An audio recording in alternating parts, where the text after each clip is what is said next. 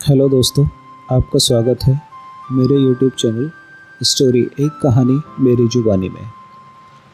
दोस्तों, आज की जो कहानी है वो एक ऐसे इंसान की है जिसे भगवान पर अटूट श्रद्धा और विश्वास था। तो कहानी शुरू करते हैं। एक गांव में एक व्यक्ति रहा करता था जिसका नाम था रामदास। रामदास भगवान विष्णु का अनन्य भक्त था। उसे भगवान विष्णु के प्रति अटूट श्रद्धा थी। दिन रात भजन कीर्तन किया करता, भगवान का नाम लेता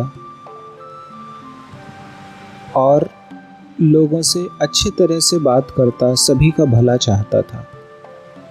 उसकी वाणी में अत्यंत मिठास थी। उसका परिवार भी बहुत अच्छे आदर्शवादी परिवारों में से था। सब कुछ बहुत अच्छा चल रहा था। एक दिन रामदास की नौकरी छूट गई। नौकरी छूटने के बाद रामदास पे थोड़ा बुरा वक्त आया।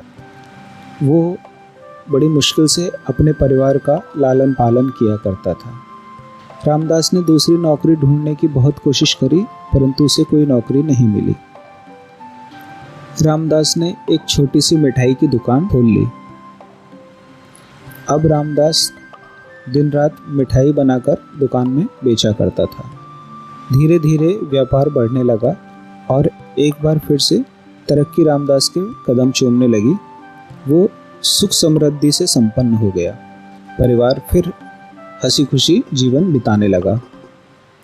धंधा अच्छा चल रहा था, बच्चे भी सुखी थे, घर पे भी कोई परेशानी नहीं थी। उसकी बीवी भी अच्छी थी, समझने वाली समझदार औरत। वो फिर से भगवान की भक्ति में लीन होता चला गया। रोज पूजा पाठ करता, रोज भगवान का धन्यवाद करता। इस तरह जीवन बीतता चला जा रहा था। एक दिन अचानक रामदास की तबीयत खराब हो गई। कुछ दिनों तक तबीयत खराब रहने के कारण उसको अस्पताल में भर्ती कराया गया। अस्पताल में भर्ती हुए रामदास को बहुत दिन बीत गए थे, पर उसकी तबीयत में कोई सुधार नहीं। धीरे धीरे तबीयत और बिगड़ती चली गई। एक दिन रामदास के प्राण पखेरु उड़ गए। रामदास प्रभु के पास पहुंचा।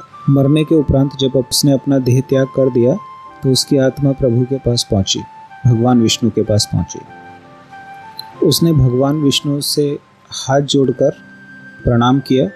प्रणाम करने के बाद भगवान विष्णु से शिकायती मुद्रा में उसने कहा, हे प्रभु, मुझे इतना कष्ट दे करके मारने की ज़रूरत क्या थी? मैं तो आपका इतना अनन्य श्रद्धा रखता हूँ, आप पे अनन्य भक्ति करता हूँ, फिर भी मुझे इतनी कष्टकारी मृत्यु दी आपने। भगवान ने उससे कहा, रामदास मेरे साथ आओ। भगवान रामदास को एक ऐसी जगह ले गए जहाँ रेत ही रेत था। उस रेत पे दो लोगों के चलने के निशान थे। रामदास ने भगवान से पूछा, हे प्रभु, ये क्या है? भगवान बोले, रामदास, ये पदचिन्ह जहाँ से शुरू हो रहे हैं ये तुम्हारे जीवन का आरंभ है, और जहाँ ये समाप्त हो रहे हैं ये तुम्हारे जीवन का अंत है। ये तुम्हारी जीवन यात्रा है। रामदास ने कहा, हे भगवान, अगर ये मेरी ही जीवन यात्रा है तो इसमें पदचिन्ह 2 होने चाहिए, परंतु ये 4 हैं। मेरे साथ दूसरा कौन था? भगवान बोले, तू मेरा अनन्य भक्त है, तूने हमेशा मेरी भक्ति की है। ये दूसरे जो पदचिन्ह हैं वो मेरे हैं। मैं हमेशा तेरे साथ था। जब से तूने जन्म लिया तब से जब तक तेरी मृत्यु हुई तब तक मैं तेरे साथ था।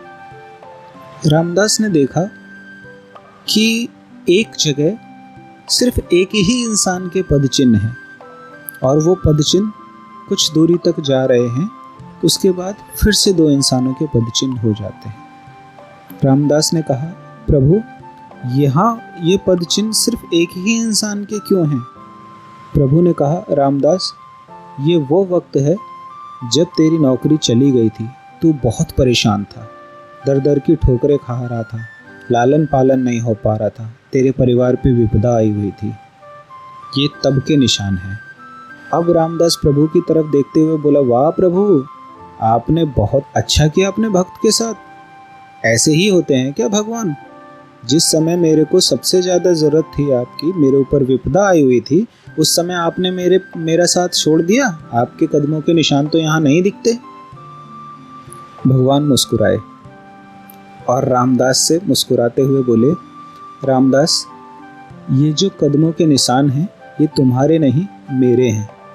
जिस समय तुम्हारे ऊपर घोर विपदा आई, तुम्हारी मृत्यु उसी समय हो जानी थी, परंतु मैंने तुम्हें अपनी गोदी में उठा लिया और तुम्हारे बुरे वक्त में मैंने तुम्हारा साथ नहीं छोड़ा। मैं तुम्हें अपनी गोदी में लेकर के उस बुरे वक्त को पार कराने लगा। मैंने पूरा वक्त तुमको अपनी गोदी में रखा। जब तक तुम्हारा वक्त अच्छा ना आ गया, मैंने तुम्हें गोदी से नहीं उतारा। इसके बाद जब तुम्हारी दुकान खुलने का समय आया तो मैंने तुम्हें अपनी गोदी से उतारा और मैं पुनः तुम्हारे साथ हो लिया। ये सुनकर रामदास की आंखों में आंसू आ गए। वो प्रभु के पैरों में गिड़गिड़ा कर रोने लगा। प्रभु ने उसको उठाया और अपने सीने से लगा लिया। तो दोस्तों, आज की कहानी यहीं समाप्त होती है। ऐसे ही बहुत रामदास अब भी हैं। आप भी ऐसे ही रामदास बनिए जिसे भगवान पर अटूट श्रद्धा हो। अगर हम सब ऐसे ही रामदास बनेंगे तो देखेंगे कि हमारा जीवन भी रामदास की तरह खुशियों से भर जाएगा। तो दोस्तों, अगली कहानी में मिलते हैं। तब तक अपना ध्यान रखिएगा। धन्यवाद।